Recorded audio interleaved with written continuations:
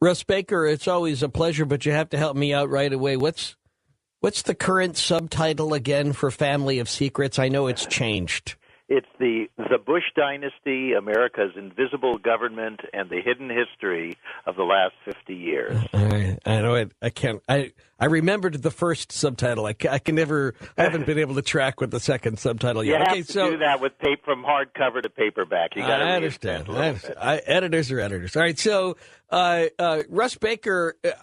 First of all, let's just start and say, Family of Secrets covers a large swath of American history. So no surprise, you've got something to say about the 50th anniversary of Eisenhower's warning about the military-industrial complex. I kind of forgot it. It falls on the same day as the anniversary of JFK's inauguration.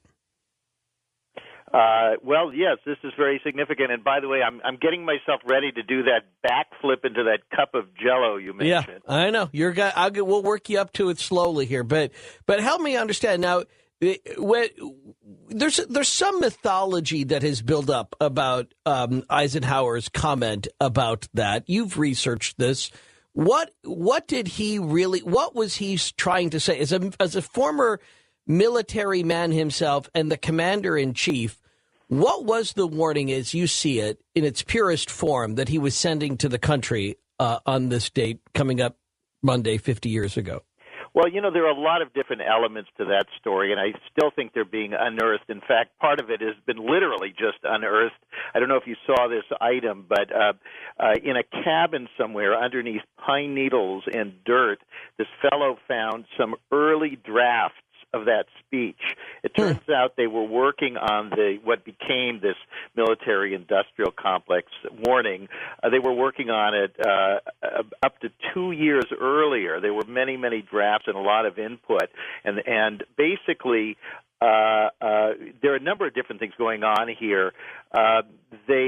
Eisenhower had his own concerns, but he also, as all presidents do, was getting a lot of suggestions and feedback from his own advisors and speechwriters. And in fact, I just found something. I wonder if I can pull this up. A man I hadn't heard of before, Frederick Fox, I think was his name, and he seems to have been rather influential in creating this speech. Very interestingly, presidents tend to surround themselves with the so-called wise men, the people very much from that establishment, really that kind of military, industrial, financial establishment, and Eisenhower would have had every reason to do that. But in fact, he found this man who was a congregational minister who was and had a journalism background, who was writing articles in newspapers about a sense of community, and he was so struck by this man that he sought him out and brought him into his staff. And this man played, I think, a key role, so far totally unsung, in getting into that issue. But I think Ike himself had a desire to do that. And as you know, in Family of Secrets, I go through this whole story of the kind of secret back tale to how these people even became president, Eisenhower, Carter, two Bushes, and so forth, that they were often drafted by these powerful bankers and elements of this military-industrial complex. They were basically chosen and then kind of groomed and to some extent sort of directed in what they did. And I think Eisenhower became increasingly frustrated by this. In fact, he would frequently try to avoid having to deal with anybody on any of this stuff. He would flee to the golf course, whereas we know his main golfing partner, ironically, was George W. Bush's grandfather, Senator Prescott Bush, who was deep into that very complex. But they were keeping him sort of away, and other people were making a lot of these decisions. But he himself was deeply, deeply troubled by what he was seeing, and I think it was something of a cry for help from him. But then he found these kindred spirits like this Frederick Fox, and so I think that's the backstory, that a lot of these people, once they get into the White House, they start seeing how things really work. They realize that the presidency itself doesn't have the power that they thought it had, and that these other unelected elements are so influential. I'll go with that 2 point, but I think there's probably always been bankers and influential financial people behind the scenes with every administration. I want to read you some of the speech, which I'm sure you know well. Again, we're talking about the 50th anniversary of Eisenhower's speech, and we'll build from there. But this is what he said. He said, a vital element In keeping the peace is our military establishment. Our arms must be mighty, ready for instant action so that no potential aggressor may be tempted to risk his own destruction. Our military organization today bears little relation to that known by any of my predecessors in peacetime or indeed by the fighting men of World War II or Korea. Until the latest of our world conflicts, Eisenhower wrote, the United States had no armaments industry. American makers of plowshares could, with time and as required, make swords as well. But now we can no longer risk emergency improvisation or of national defense. We have been compelled to create a permanent armaments industry of vast proportions. And he goes on to warn about this military-industrial complex. So he talks about it sort of as we must never let the weight of this combination, military and industrial, endanger our liberties or democratic processes. So what specifically do you think he was warning against? You know, I think he was warning against this notion that everything needs to be seen from the vantage point of a garrison state and the inevitable perpetuation of the profit-making aspects of that once that begins to function. And of course, now so 50 years later we look at it, and what a giant chunk of every tax dollar goes into that, and what a giant chunk of the deficit and the debt, and what a giant chunk of the government's resources, and on and on and on. And how many countries in the world does the United States have bases in? And yet we seem to be sinking. And so I think he sensed that this was going to be an albatross, that in fact we would not end up being any more secure. And I think that the events of the past week, and I'd like to kind of go through a few of them because it's been an amazing week. When you can combine the things I mentioned in that email to you, which are coming up this week, the anniversaries, with what just happened in the past week, I mean, we really are in this sort of remarkable state at the moment. Now, you can say none of these things have anything to do with each other, and perhaps they don't, but it's just a mere fact that there is this confluence. We have, of course, the horrible Tucson shootings. We have the discovery of a high former Pentagon official in a Delaware dumpster. We have the bizarre, fiery death of a lobbyist who is the wife of an Obama congressional liaison in her garage. We have these strange deaths of a massive number of birds in Arkansas. And what's happening is people are saying, what the heck is going on here? And Ian, one of the things that fascinates me is I see the entire public conversation about where we are as a country at the moment divided between an official policy, which is a kind of a know-nothing thing, that quickly concludes with all of these things, that there's nothing to see here, folks, nothing to look at, nothing has any deeper meaning, and a kind of a default paranoia that everything has a sinister backstory. Well, okay, I think that's an interesting comment. I mean, I know people who are, bird people. I had somebody on last week who's an expert on birds, and she says there really isn't anything to these massive bird drops. She said, no, there just isn't. I mean, this happens all the time. The birds are fairly fragile in many respects, and they are subject to things which we can't see because, they're temperatures and other things that happen while birds are in the air and things that they eat in mass on the ground, and then they all start to fly and they all come down with something. It's not out of the question that they should all die at once. That these die-offs are pretty routine. But at the same time, it is kind of weird that all these things were happening. I think it was kind of weird they're happening all at once. Talk a little bit more about the guy in the dumpster. I hadn't heard. What's the latest on that? Because there did seem to be kind of a quick explanation of, we'll never know why he died in the dumpster. We'll never know. Yeah, it's a really strange story. Now, I should say right away that I'm hardly an expert on all of these topics, and I don't think anybody could be. But I try to monitor them, and I try to understand how things may or may not be related to other things. As far as that story goes, one of the things that struck me is I've been following some of the reporting there in Delaware, and some of the reporters seem to be sort of on the warpath because they're actually writing articles talking about how unusually this case is being handled. Because normally the authorities very, very quickly state a cause of death, and in this case they don't want to do it, and they're not answering a lot of questions. And what's interesting here is that this man, well, first of all, he's got an interesting background. He was a high-level official in the Pentagon. He worked in the Bush administration.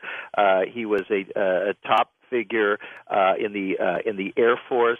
And then if you go all the way back many years ago, he was involved with concerns about biological weapons. And see, this has gotten people fascinated with this thing with the birds.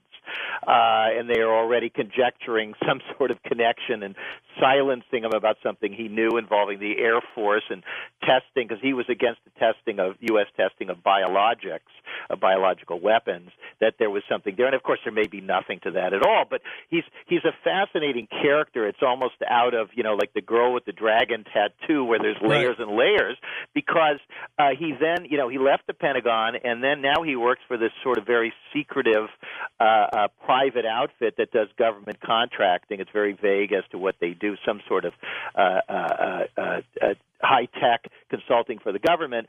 And then there's this whole other story where apparently he was fighting against a guy who lived across the street who was trying to build this huge sort of McMansion that was going to block his view of the bay.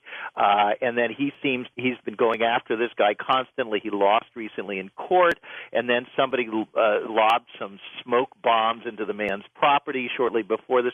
So there are all these different stories and different possible ways of interpreting what, if anything, might have happened there. He was found wandering. He seemed to be sort of incoherent. He was carrying one of his shoes. This was shortly before he was found in the dumpster. And so it's a very complicated story. People are speculating that something happened to him. Either he had a stroke or he ingested something that affected him very, very profoundly.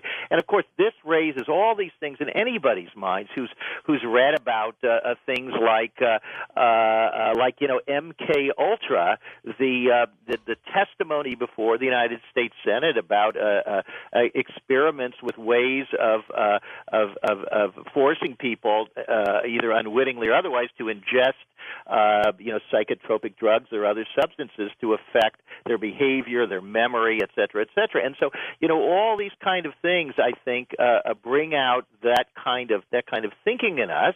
And I think it's the same thing, by the way, with this Jared Loughner in Arizona, and I hope we have some time to talk about that, about all the Loughner, all the peculiar things about that story.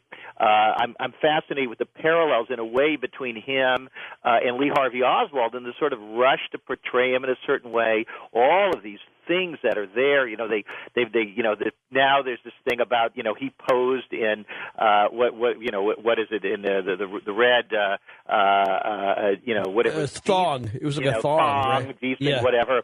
That he left, scribblings inside a safe where he said, assassination. I planned all of this. I mean, it's, photos of him with guns. This guy, like Oswald, he had purportedly applied to the military and been rejected, and that was right around the point where he started becoming strange. No more discussion of that. I don't see any good reporting on it. So all of these things cause those of us who dig deeper and who read for answers to at least begin, pondering, are we looking at something here or are we not? Well, I think, let me just say, I'm sure you would agree with me that there's a difference between good questions and solid answers. And so you've posed some interesting questions. I hope we get to those answers. As we head into the break here, I don't want to get too far off the track, which is to tie in all of these various anniversaries that are all coming up on Monday. But I think I take your point, and that's that Eisenhower was warning us 50 years ago about the growth and the potential danger of the strength of the military-industrial complex. And he was telling us as Americans that while that it's important to be armed and it's important to be prepared, that we should, when we're in peacetime, live as if we are in peace, and to be suspicious of the potential power and the madness that power could reach in the military-industrial complex. That's what Eisenhower talked about in that speech. And I think it actually demands that we do better reporting. And I think that's what you're hinting at here, that this is what we need to be doing more of, asking more questions and trying to figure out who's really behind things. So, fair enough. Then we'll take this here and we'll get back to the auspicious occasion that Monday is. Not just Martin Luther King Day, but a series of other anniversaries, how they all tie together. Russ Baker continues next on Coast to Coast. All right. In honor of Martin Luther King Day coming up on Monday, happy MLK weekend. I hope you get a day off or something like that. I know some schools are going to be back in session because they've already used up their snow days. That's too bad. But coming up next, Russ Baker is going to continue to tie some things together. Martin Luther King's assassination, JFK's inauguration, the shooting in Arizona, and tie that all back into where we started, which is talking about President Dwight Eisenhower's famous speech 50 years ago, Monday, warning against the rise of the military-industrial complex. If you don't know the speech, he said this in his last few minutes of office: in the councils of government, we must guard against the acquisition of unwarranted influence, whether sought or unsought, by the military-industrial complex. The potential for the disastrous rise of misplaced power exists and will persist. We must never let the weight of this combination, the military and industry, endanger our liberties or democratic processes. It was a really, really amazing speech, and one I don't think we fully understand. It was prophetic already in our life, but how do these things all tie together? We'll keep going with Russ Baker next. Author of Family of Secrets. You can link up to him through coasttocoastam.com. On Coast to Coast, this is Ian Punnett.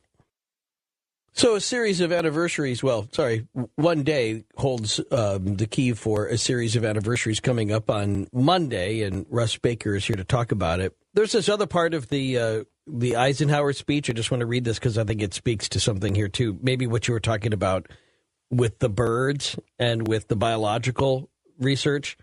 In Eisenhower's speech 50 years ago, Monday, he said, in holding scientific research and discovery in respect, as we should, we must also be alert to the equal and opposite danger that public policy could itself become the captive of a scientific technological elite.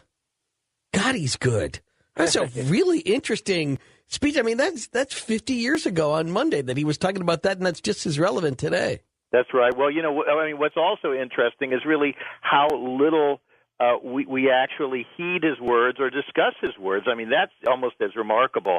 But I was just thinking, Ian, about what you said a little earlier about how really don't a lot of these influences date way back. We were talking about the role of banking and money banking behind the whole sort of munitions military industry. And I just flipped open to Family of Secrets.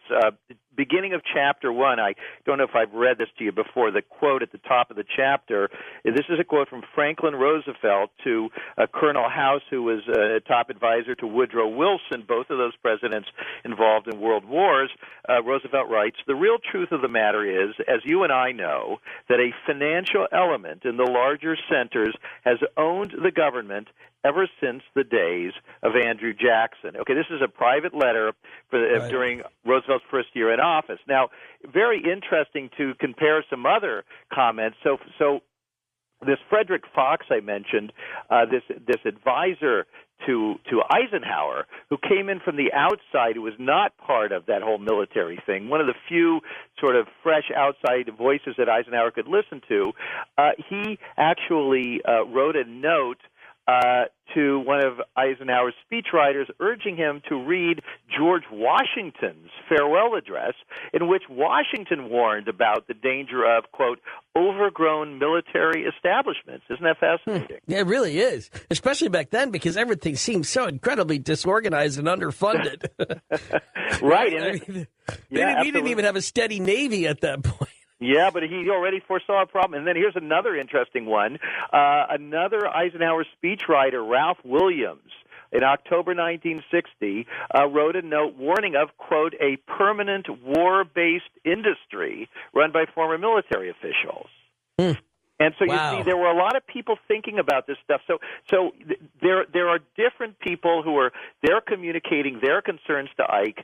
But as you know, and you know, I explored a lot of this in Family of Secrets. The backstory to Eisenhower and Nixon, both of them were this is not in these other history books. They were essentially handpicked by this group of people, including Prescott Bush and these other bankers. They were heavily invested in the munitions industry, going way back.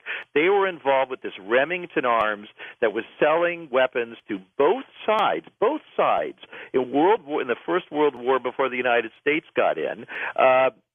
As we know, there were those prosecutions of a group of people, including Prescott Bush, for trading with the enemy, with Germans in World War II.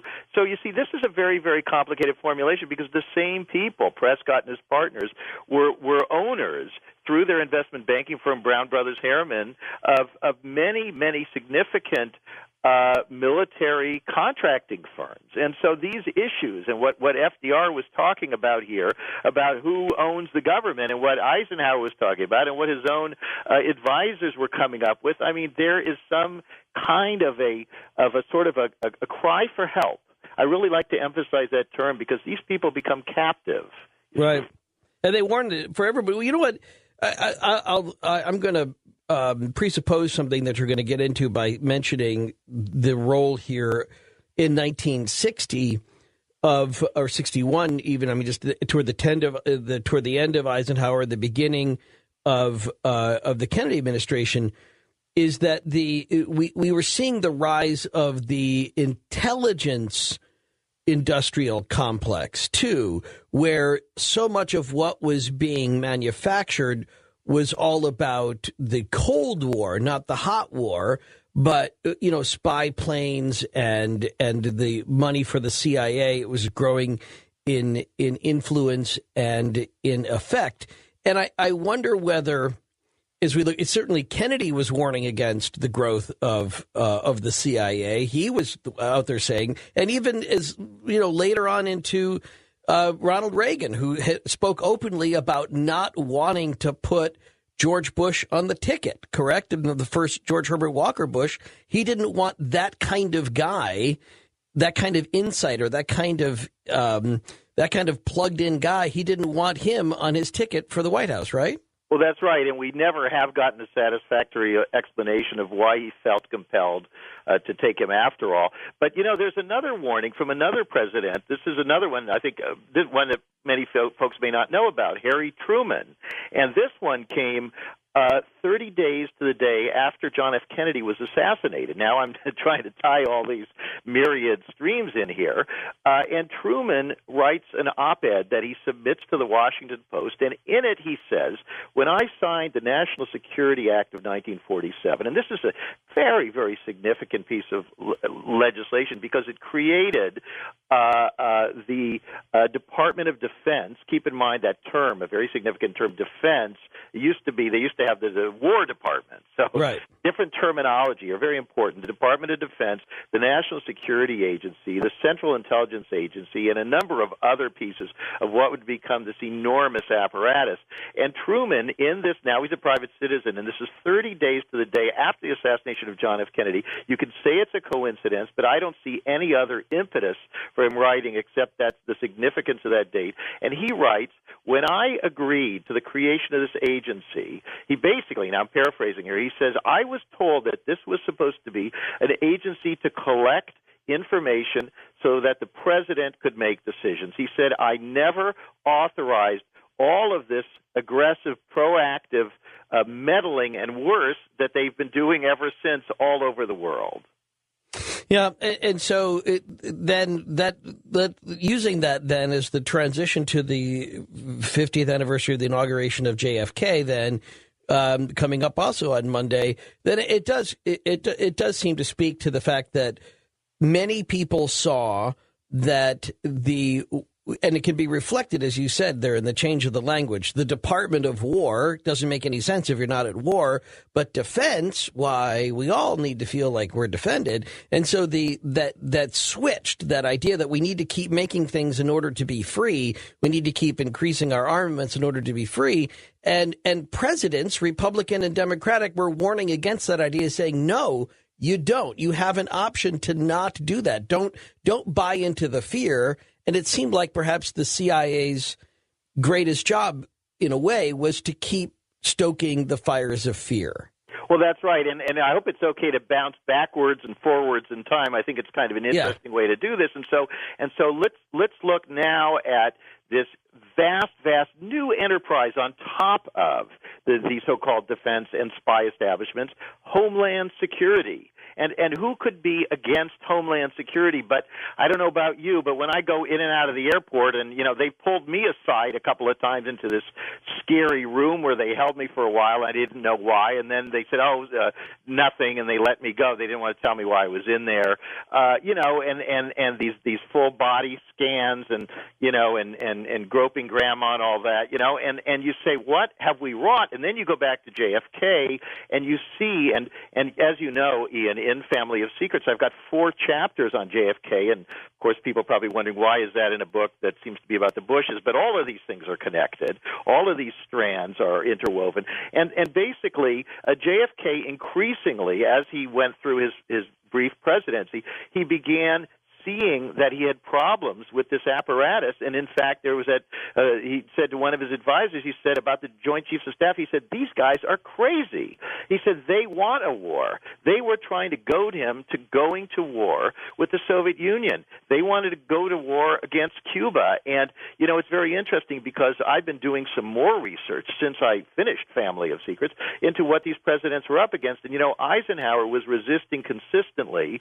And basically, even the Bay of Pigs, which got us into such a mess, the Bay of Pigs invasion with Cuba, was a fascinating operation where the people who were doing this were going to great lengths to never even let the president connect the dots, never see what was going on, and never even actually have to authorize anything. The same thing happened with Vietnam, with the Gulf of Tonkin fabrication and so forth. They were always creating these tiny little incremental things so that nobody could connect the dots, and it was never necessary for an ultimate authority to have to make a big decision.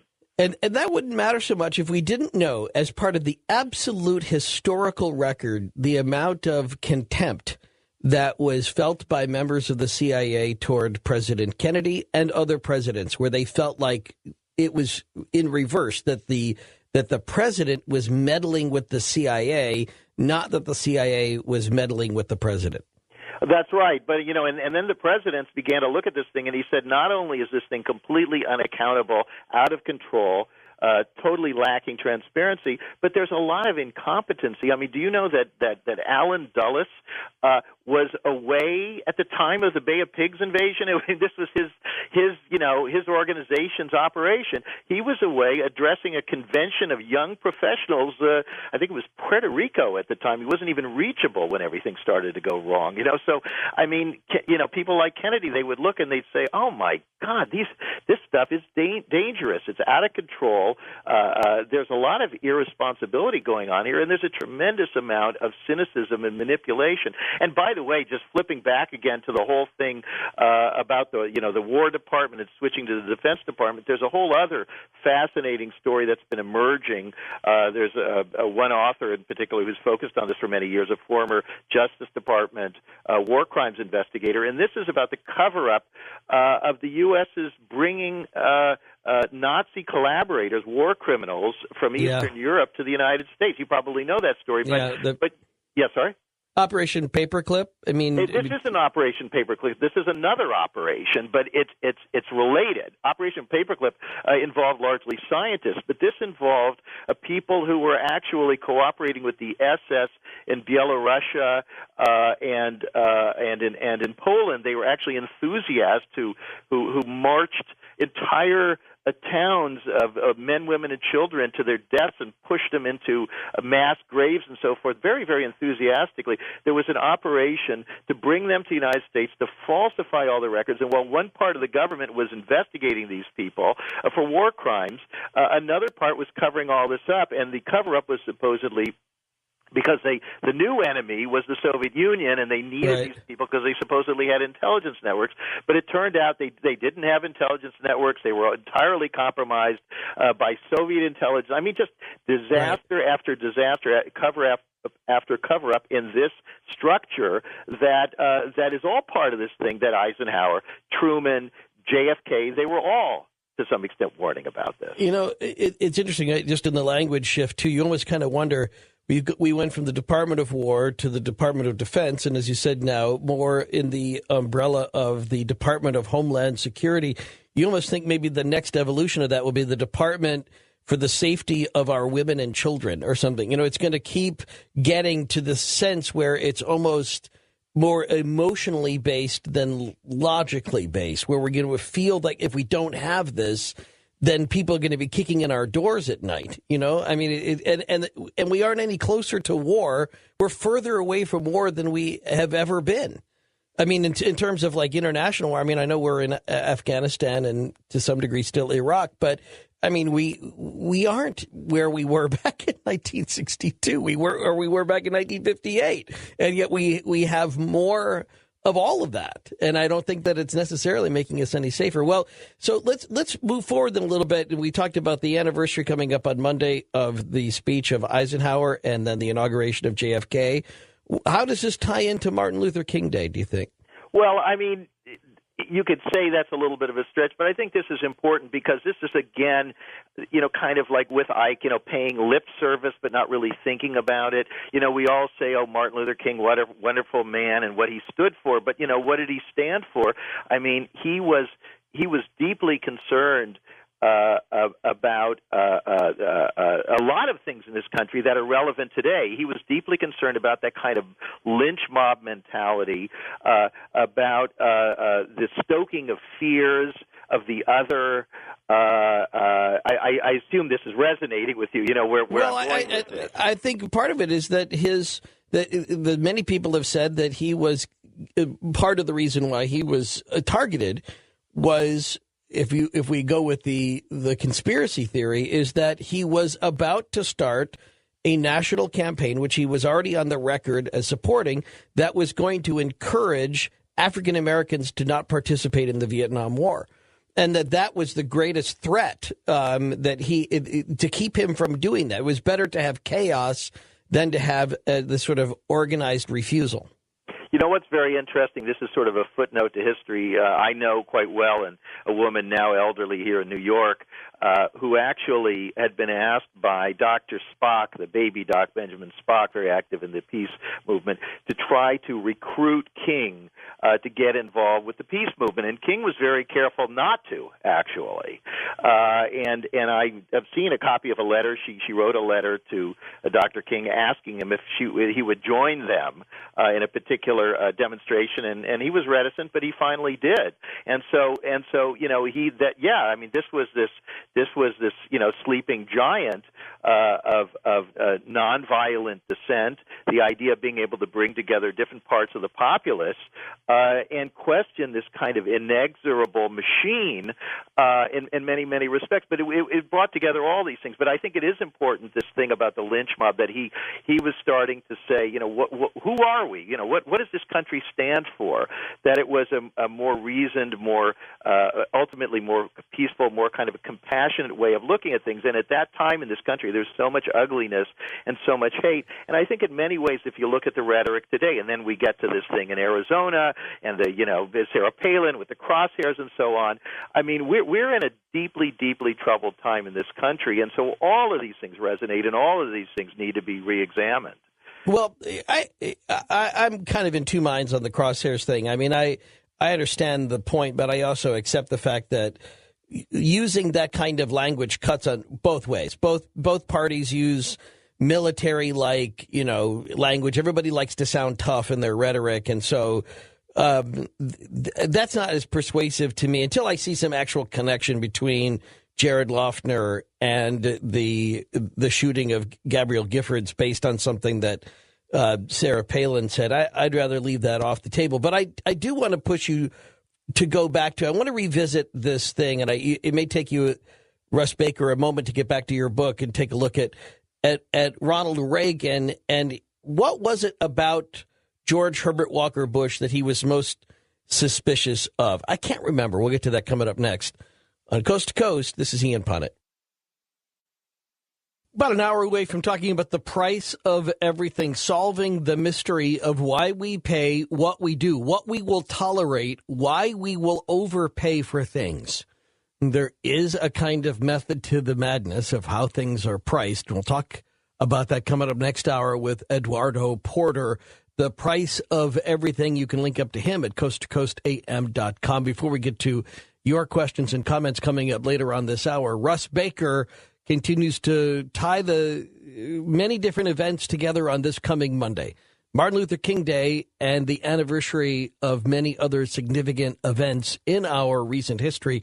On Coast to Coast, this is Ian Punnett.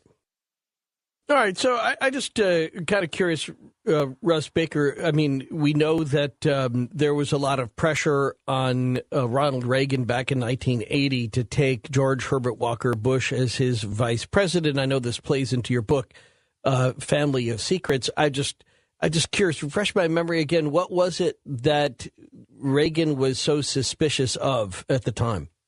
Well, I think this goes back to a concept an author coined. He called it the Yankee-Cowboy War. This is a fascinating strand of American history that has not had proper attention. And this is the notion that even within the establishment, there tend to be different factions. Which I think is normal in any institution, and that basically the Bushes were, to some extent, representatives of the so-called Yankee establishment, and that Reagan was being backed by the so-called cowboys. And actually, if you look even at their donors, Bush was very much supported by the old line establishment. When he ran against Reagan in the primaries in 1980, there were actually people at CIA headquarters in Langley who had stickers up in their cubicles that said agents for Bush. There was tremendous support from banking interests and so forth. Reagan was supported very much by a lot of self-made millionaires and billionaires, people who owned car dealerships and land and things, typically out in the West. And there were very different views of the world. The cowboys seeing the sort of endless frontier, and the frontier had extended to Southeast Asia and so on. And they saw all of these markets and things. And the Yankee faction much more involved with trading, with the financial side of things, a completely different calculation. But I think there was always this suspicion between these two different elements. Reagan's, I think, more idealistic, if perhaps more naive as well. By the way, a very, very interesting pattern here worth mentioning is and this ties together many of the things we've been talking about. This could be all coincidence, could mean nothing at all. But George H.W. Bush wanted to be president. And as you know, in Family of Secrets, I've got 4 chapters of all new information answering why he couldn't remember where he was the day that Kennedy was shot.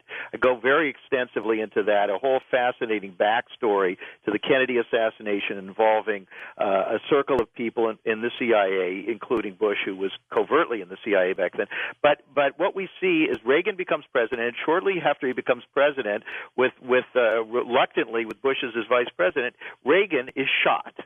And he's shot by a lone nut.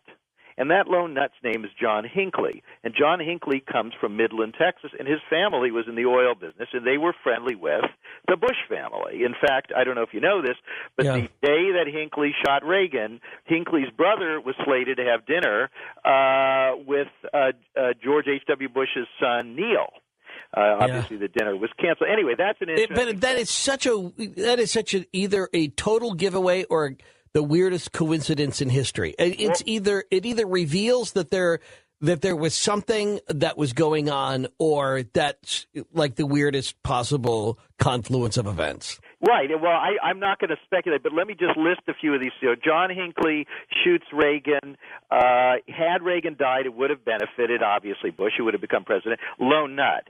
John F. Kennedy battling with the CIA and the Pentagon, and as we know, and as I chronicle in Family of Secrets, he's battling with all of these different, the steel industry and the right. mob and the FBI and on and on and on, killed by what is represented as a lone nut. Martin Luther King Day on Monday, killed by what is described as a lone nut.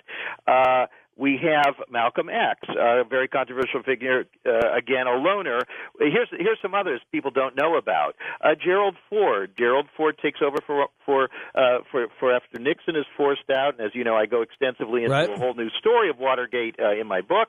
And then we have Ford, even though he's a new person, he continues Nixon's accommodationist policies with America's enemies that got Nixon in so much trouble. And then, in 1975, in October of 1975, two supposedly unrelated lone nuts, both women, take shots at mild-mannered Gerald Ford, who you would think, right. who's got a problem with him, you know? Right. They take shots at him, and what happens there, Ian? Right after that, Ford swings totally to the right. He has this palace coup. He throws out the accommodationists, and he brings in guys by the name of, you ready? Rumsfeld, Cheney.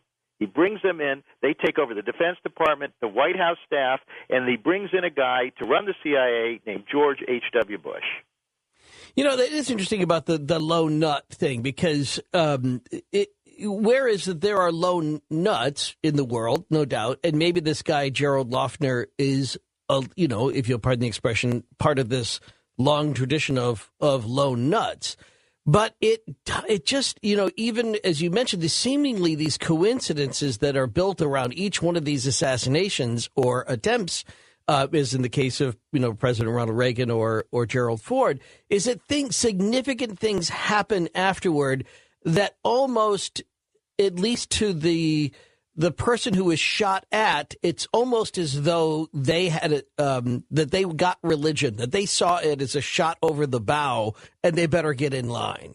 Well, that's right. And you know what I find so interesting, Ian, is that when you watch the reporting by the corporate-owned media with this Loughner shooting, they were in such a hurry, the people on CNN and whatever, they're in such a hurry to assure the audience there's nothing to see here, folks. There's nothing deeper to look at. This is a nut. I actually saw them basically saying that. Now, let's keep in mind, folks, this is just a lone kook. That's all that it is. And they always do that. And yet what I find so interesting is this warning of Harry Truman about the U.S. government having factions within it that were going around the world doing unauthorized things. And what were those unauthorized things? They were fomenting overthrows and murder of elected foreign leaders all over the world. And so this disparity where we have this long documented history of people inside our government who consider it a normal course of business to be involved with deniable, this is the crucial thing, deniable efforts to kill leaders, to intimidate people, and so on. And in this country, that's never possible. It's always a lone nut. And my problem is that I don't think it's one or the other. I think it's some combination. Sometimes it's a lone nut, and sometimes it isn't. And this is why I decry the state of journalism in this country, because we're divided between the official media, which really doesn't want to look more deeply at anything, at the structures, at the history, at the context, and then people who are out there on the internet sending me crazy emails who really have not thought carefully about any of these things and just believe that everything right. is a setup. And it's got to be somewhere in between. Well, I think that's why even if not if everybody can agree on everything as you stipulated about history the last 50 years or so, I think you make a really strong point that we really aren't at the somewhere at the nexus of the military-industrial complex, but rather the military-industrial financial intelligence oil complex. I think I don't see anything wrong. I can't find a hole in that theory. It really seems like those are the those are the interests that are the most powerful, that can have the influence over the greatest number of jobs. They can influence in every way how things are priced, what the average American can do. The military, industrial, financial, intelligence, oil complex, those are forces against which I think we seem powerless. That's right, and you should look, by the way, at the board memberships. You know, the connections between these people who sit on the corporate boards of these giant enterprises, and also, by the way, move in and out of government. And then there's one other layer to this, and this is the selling of a fiction to the American people. And then we add to the complex the media and academia. And what's very interesting, and I, of course, work in the media, and I've been a professor, I've been in academia, is that there is a sense you always have of what is permissible and what is not. And I can tell you, speaking as somebody who, you mentioned that I'd worked for Fox, but I mean, I've had my byline, I've written for, the New York Times and the Washington Post and Esquire and, all of these places, and so, the New Yorker and on and on. So I've really run the gamut. But I know that the kind of things I'm talking about right now, which are simply just to raise issues, to say, let's keep an open mind, let's dig deeper, let's try to look at the context, let's try to consider what we actually know historically, how things work, that these things get you in trouble, and they're frowned upon. And I know, for example, that I've been contacted by many professors who want family of secrets for their students, but they tell me, I'm afraid to assign this book. I think I could get in trouble. Right. It doesn't fit the narrative. Well, and I think the same is true, though, for plenty of books on the right. I mean, I think that they're, especially in academia, we've had on this show several, scientists, researchers, people who publish really good books that are really interesting, who are blackballed. I can't remember. I'm trying to remember the guy from California who wrote this amazing book of history, and they were all interesting things about freedom in our country, and I don't know why I can't recall it off the top of my head. And that's it. He was basically kicked out of wherever he was, George Washington or George Mason University or whatever, and told you will get no tenure here. And I think that's possible. I mean, what I want to emphasize, though, is in this case is that as you know, Family of Secrets is not a polemic. It's not. It's jammed with thousands of facts and 50 pages of footnotes. And that's, you see, from an academic perspective, that's what they want. They want stuff where the students can go and check these things out and see that almost everything in the book is actually factually documentable. That's the whole basis of that kind of inquiry, is that it's grounded, Right. Well, coming up, I want to give some people to jump here in this conversation, so we'll do that at the bottom of the hour. And we'll give out all the numbers you need. I know the phones have been kind of active, people wanting to get in on it, and you can. Coming up with Russ Baker, again, just using his the new paperback version of Family of Secrets. We're talking about the kind of the interesting coincidences of the anniversary of the 50th anniversary of Eisenhower's warning about the military-industrial complex, 50th anniversary of JFK's inauguration, 10th anniversary of George W. Bush's inauguration, Martin Luther King Day, and more, all tied up on Monday. We didn't really talk much about George W. Bush, though, however. So what's significant about the 10th anniversary of W? And I think he's been a very interesting president since I think he was an interesting president when he was in office, but now that he's out of office, I'm getting a kick out of him. I thought he was, for example, I was really surprised by about every other thing he said when he was on the Oprah Winfrey Show. Did you see that by any chance? I just saw excerpts of that. Look, I mean, this man was put into play because he's part of that same entity that shaped so many of those presidencies, that those same banking interests that FDR warned about in that letter to Colonel House.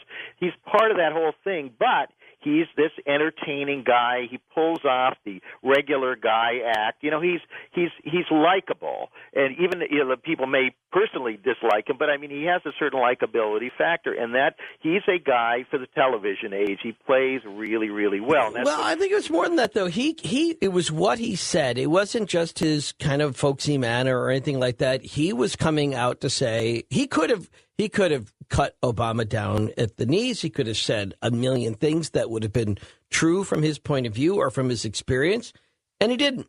And he didn't seem to be interested at all in stirring the pot in terms of that. He just, and I think, okay, well, that I thought reflected an interesting post-presidential agenda. Well, why would he stir the pot? Let's consider this. We're talking about the military-industrial complex and Eisenhower's warning. There's a man named Robert Gates, and Robert Gates, a lifelong CIA officer who was instrumental in getting the estimates of the Soviet Union's status wrong, of thinking that they were, predicting that they were not going to crumble, that they were this powerful threat. He was named CIA director under George H.W. Bush. He was then, when Bush left office, he became the head of the George H.W. Bush Library, which I can tell you from personal experience sanitized many of the records. He then was brought in by George W. Bush, the son, to be his final defense secretary, and then Obama comes in, and he keeps Robert Gates in place. Why would Bush be unhappy with things? Well, okay. And you mentioned something in passing before, too, that I made a note. So before we get to phones, let me just ask you, what do you think, in light of all these things that you're tying together, where does the lobbyist for Progress Energy, that was married to the White House official who was found dead in a car fire near the Capitol, what does that have to do with anything? I have no idea. That one I've just been starting to look at. But what's very interesting about that, and you see, I try to think like a police detective. You just look at anything and you say, what's the story here? You always try to figure out what's the story. This woman, her car was wedged partway out of her own driveway. They didn't notice at first. They saw there had been a car fire, only later to discover the corpse in there, whatever it was, 4 o'clock, 5 o'clock in the morning. She was a lobbyist for this company that was undergoing this huge multi-billion-dollar merger with Duke Energy that same day. Her husband is one of Obama's top congressional liaisons. I mean, the timing is interesting, and you certainly want to know more about that. Okay. Well, it has been a week of headlines, that's for sure. What is it as you look ahead in 2011? Russ Baker, what do you see? If the past is prologue, and we can see how history repeats itself. What do you see happening in 2011 or 2012, or what would you start to see as being patterns that we might keep an eye out for? Well, I think the pattern is that things go through cycles, but each one becomes increasingly volatile. I do think we're really at a kind of a crossroads, and I also do think that anything could happen. I mean, keep in mind that these campaigns of vilification of Obama, that part of the population see him as a corporate apologist, very much essentially continuing some of the policies, certainly not necessarily regulatory or some of on the domestic hot button issues, but on big money, Wall Street, war abroad, and so forth, seeing somewhat of a continuation of the policies we saw under the Republicans. And then another part of this thing is vilifying him as this, socialist who's faking the fact that he's really a foreigner and all of these sort of insidious things.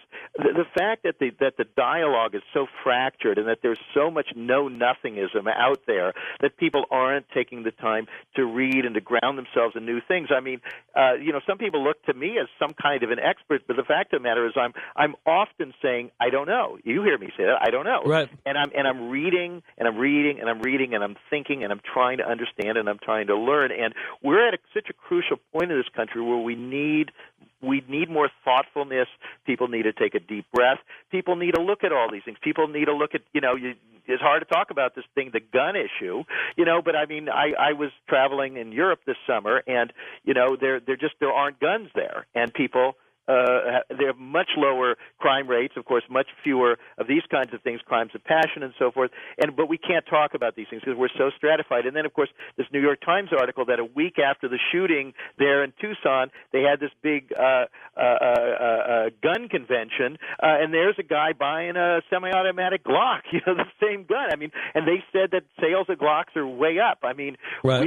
We're not dealing with this stuff. We're not getting the act together. And the question is, I think, whether any heroic figures will emerge to unite people, to get them thinking in a cohesive way, and to start looking for solutions. Well, Okay, but I'll say this. I think so many other presidents, going back to Abraham Lincoln, said basically, you know, if somebody's determined enough to do it, to kill a president, they will find a way. We'll translate that to politicians, for that matter. And I think that there are lone nuts out there. We can't write enough laws to stop lone nuts. Nor, if you're right, do we stand a chance against the military, industrial, financial, intelligence, oil complex, that we can write as many laws as we want. We'll never stop that either. So maybe there's no point in trying to put our energy into trying to write laws that'll do it, if in the end, none of them would be effective anyway. Well, anyway, that's where we'll hang it for now, but we'll get to your questions and comments next for Russ Baker, Family of Secrets, on Coast to Coast. This is Ian Punnett.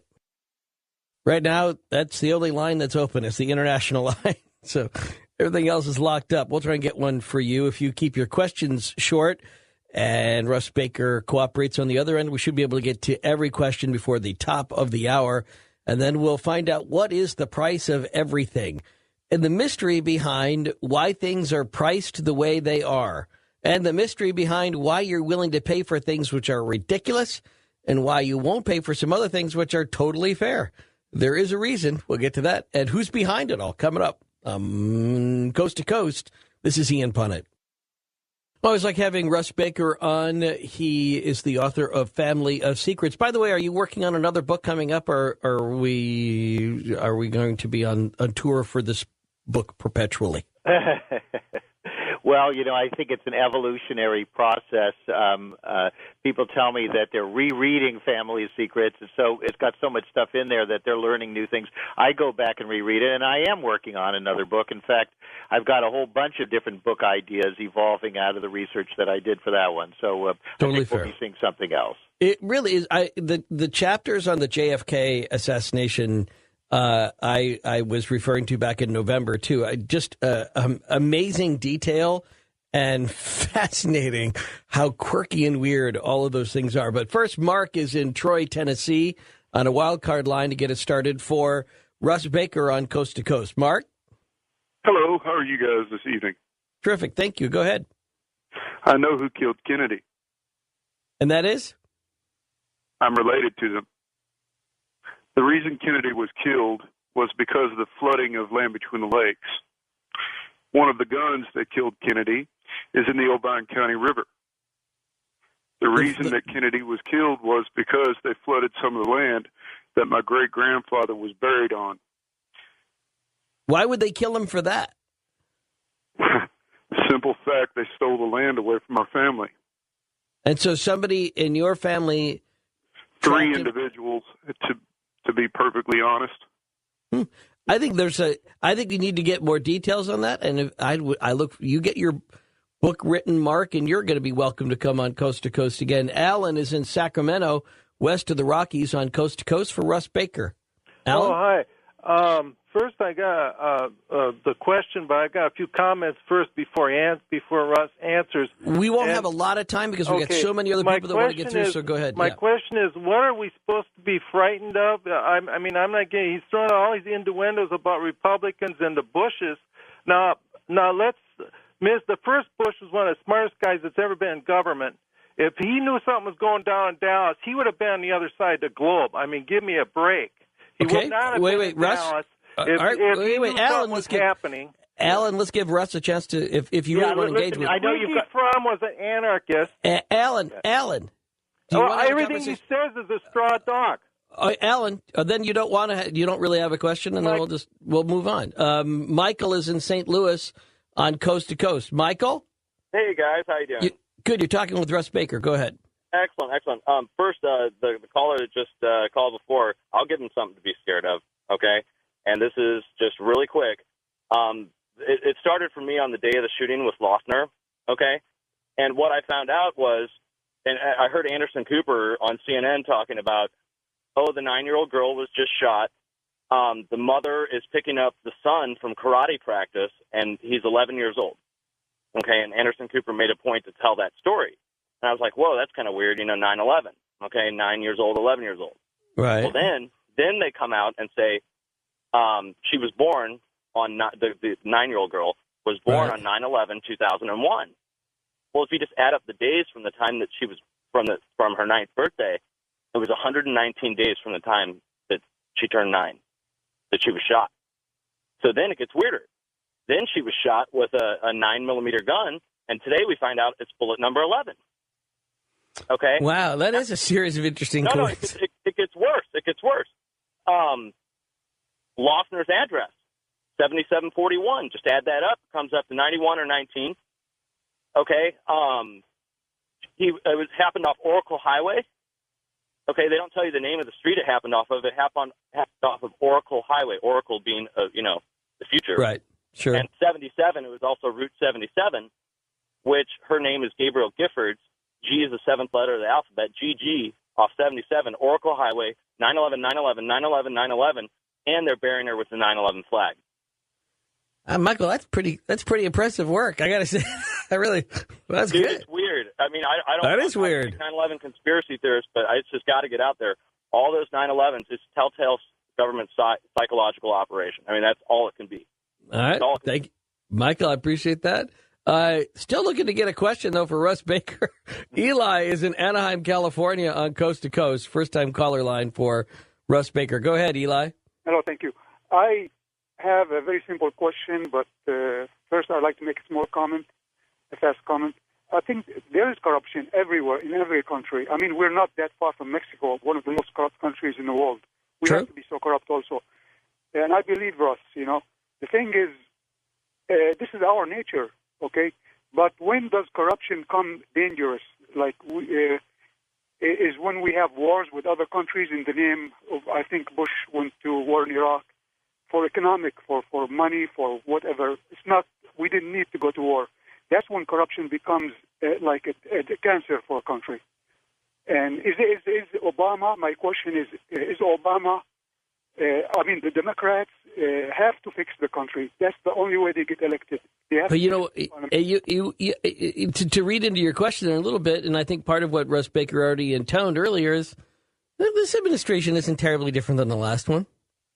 I mean, it really isn't. I mean, yes, some things have changed. We got Don't Ask, Don't Tell got repealed and things like that, but that was Congress. And a lot of things that President Obama promised would be a different tone, a different transparency, that none of that actually happened. Right, Russ? That's right. I mean, where I actually do see some changes is in certain areas of transparency. And getting back to Martin Luther King, by the way, there is a proposal, a Martin Luther King Open Records Act that I believe maybe finally, after years, making its way forward, where we would see, and I know Obama has signed executive orders basically saying there is a presumption for openness, that everything ought to be released to the public unless somebody can make a very good case otherwise, but the default is openness. That itself, though, is a very big change. Well, that would be an interesting change, but it's still fairly minor compared to the sea change that was promised in this administration. Exactly. Where the big, powerful interests are concerned, that's where you don't see too much. No, and the same banking, the same Wall Street people, the same people that are, the same foxes watching the same hen house. It really, with minor things here or there, but it really doesn't seem terribly different. Thomas is in San Francisco, wild card line on Coast to Coast for Russ Baker. Thomas? Hi, Ian. Great show. Thank you. And I had a question for Russ. I'd like to sort of take it in a supernatural direction. Now, this is the King James Version, Revelations chapter 13, verse 14. The story about the beast being fatally wounded in the head and having a miraculous recovery. And I'd like to know what he thought about that as it relates to the Gabrielle Gifford story. That you think she might be a rising Antichrist? Possibly, Ian. I don't know. I mean, it just sort of flashed on me, and okay. I'm not sure what I believe, but I'd like to put it out there to the coast-to-coast audience. All right. Russ? Why don't we let that one just settle a little bit? Well, I think there are lots of people who survived head wounds, and I'm glad they do. Thank God modern medicine could do that. I mean, think about James Brady. and other people that weren't expected to make it. Although, I'd have to mull that over to see whether there's any other connections between Gabrielle Giffords and the Antichrist. Sharon is in San Antonio on a wild card line on Coast to Coast. Sharon? Hey, Ian. Hey. Hi. Really interesting show. It may not seem political on the surface, but he's, very much a part of the peace movement, and a lot of his ideas promote a lot of change. And I've always kind of wondered if John Lennon's death was that maybe something behind that, if he had the information. Well, certainly got the lone nut theory, fully in force, although that one seems to be more obvious than others. But a thought on that, Russ? Well, not particularly. I did just get a copy off of my Netflix, off the Manchurian Candidate. It's interesting that a bunch of those so-called fictional stories, Manchurian Candidate, 7 Days in May, about a military coup against the president, all came out during the Kennedy presidency. And Kennedy himself was very interested in a lot of these notions. And as we found out later in the hearings, in the Senate hearings, in fact, there were basically efforts by elements within the U.S. government to see if you could create a Manchurian Candidate. In fact, it wasn't just the U.S. doing it. I mean, the Soviets, the Chinese, the Koreans, and so forth, they're always interested in these kinds of things, as well as creating a more perfect human fighting machine. And so, right. We don't want to be too naive about these things. And at the same time, we don't want to give, I think, too much credit and say that they're necessarily so advanced and so skilled that they could easily put these kinds of complex scenarios together. Well, you know what? The Manchurian Candidate came out, you're right, just actually was almost timed out almost exactly at the time of the Kennedy assassination, so much so that the movie got, vaulted for years after that. They wouldn't let it out. And the original version has been replaying recently, too, on HBO for some reason. They've been showing the original Frank Sinatra version. And I like both versions. I like the Sinatra version and I like the Denzel version. Both are good for their own reasons. But coming up tomorrow night on Coast to Coast, George Knapp is going to be having a conversation about whether Hollywood has been intentionally working with the government on entertainment products which reflect disclosure, whether there's a movement for disclosure within the government. And so the way to play it out is through fiction and through entertainment products, as opposed to letting all of the secrets out all at once. And that would be one of those times where it sure seemed like the idea of a Manchurian Candidate would have made sense for a Lee Harvey Oswald, who had traveled behind the Iron Curtain, was working with the Russians, and then comes back and does this thing. And then all of the weirdness surrounding who he was both before and after the shooting. Teresa is in Great Neck, New York, on a wild card line on Coast to Coast for Russ Baker. Teresa? Yeah, hi. Good morning, gentlemen. Thank you for taking my call. I have a question, and it's this. Did either of you have a really good close-up look of a good copy, a big copy of the mugshot of the Arizona shooter? Jared Loughner, I looked at you mean the one with his shaved head and that weird smirky smile? Oh, yeah. I looked at, the New York Times had a really big, almost quarter-page copy of it. Yeah. His right eye, which is the one on the left side as we're looking at it, is really big and bug-eyed. And the other one, your screener even pointed out, the other one is so dark. Anyway, the bug-eyed eye, the pupil is an absolute rectangle. I mean, razor straight edges, not maybe. Take a look at it if you can get a good copy of it. Absolutely. I'll have to take a look at that. Well, here's what I do know. I know the part of the reason why his left eye is so dark is that when he was taken down, he went down on the left side of his face. And so, I have to trust somebody, Teresa. And so if the people that talk about tackling him say that, when they took him down, that they were holding him down, that could understand the black eye on the left side of his face. But I'll look for that square pupil. That's kind of a cool idea. Bill is in Toronto on the international line on Coast to Coast for Russ Baker. Bill? Good morning, gentlemen. Thank you for taking my call. My question to you, gentlemen, both actually, is don't you think that we should add to the list of the industrial, military, energy, banking complex cartel, the pharmaceutical industry, who seems to be wanting to take over all of our, herbal rights to be right. And the anyway, pill for every the pill. What do you guys pill, think about that? The pill for every ill crowd. Yeah, I think that's actually a really interesting point. Why not include them in the complex? Yeah, didn't they drug the guy who went out there and killed the person? Yeah. Aren't all these people that are shooting people these days? Oh, wait, sorry, did we lose him? We lost him. But, Russ, what do you think? Well, I mean, certainly there are issues about the pharmaceutical industry, which there are a lot of controversies, and certainly the aspect of selling us the notion that we all will be better off if we are drugged, so that we don't feel any of the extremes of life.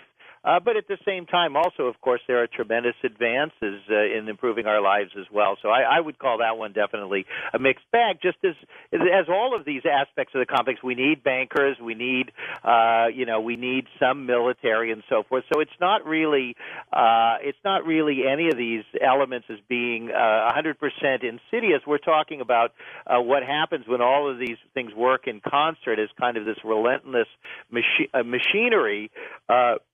That basically subverts the broader public interest. Well, I'd have to say I wouldn't be so quick to pass off the pharmaceutical industry in that way, because I think that they show time and time again that only through the help of the government can they do things today that they never would have been allowed to do 30 years ago. And they're allowed to experiment essentially on the American people. And they're allowed to do their own self-regulation and all this other stuff that I think reflects a great amount of power. And in the end, I think there are a lot of shootings and a lot of other things that happen because these products on the market are so imperfect, and we only find out about them later. But I'll put that aside. Absolutely, and I'm not dismissing that at all. And actually, under the George W. Bush administration, we saw tremendous efforts to deregulate these entities and to reduce the power of the Food and Drug Administration and other bodies to be able to ride herd on them. But that seems to be what a lot of people wanted. David is in Idaho on Coast to Coast. David? Yeah, Ian, Mr. Baker, I have a quote from General Dwight D. Eisenhower from Los Angeles in October 10th, 1952. And it goes, it's just part of the speech that he had there. It was special privilege of the big government is the most dangerous of all special privileges. Also, there's a bone of contention that was right up to the moment he gave his speech, the last speech that he gave, and that the advisors were quite concerned with when he went to the podium, that was he was going to use the congressional military industrial complex at that speech, and he dropped the word congressional when he read it, and many people were pretty relieved. And Yeah, I didn't know if you knew that. And I didn't. Yes, I didn't know. I've seen his son and his granddaughter speak of it. I'd like to know more about that 52 convention and what was so different in who did Eisenhower appeal to, as opposed to, wasn't it Wendell Willkie? Wasn't that the?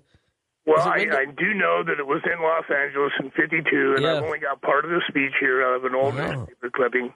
I'll have to look that up real quick. Let me get Tommy in here real quickly. He's been waiting for Russ Baker. Hey, Tommy, go ahead. You got to be quick. All right. Hey, Russ, I have a question. You're just talking about how the president and all these guys have a big allegiance to Wall Street. Are you aware of the monetary expert Byron Dale, and have you read any of his books? Because he really covers this pretty in-depth and what can be done to change it. Nope. Byron Dale, you said, Tommy? Yes. Okay, I'll take a look. That's very interesting. Thank you. Well, that should be an interesting transition into the price of everything. Well, I look forward to more conversations with Russ Baker in the future. You're always interesting. You're always well prepared. Thank you so much for giving us time, and get to work on that next book, too, Russ. Okay, we've also got our website, WhoWhatWhy.com, where we do ongoing journalism and blogging. Okay. Nice to know someone's doing the journalism instead of just reporting on what other people report. So thank you, Russ Baker. And hang on. I know the price of everything. And Eduardo Porter will explain why you pay, what you pay, and the mystery behind how things are priced next on Coast to Coast.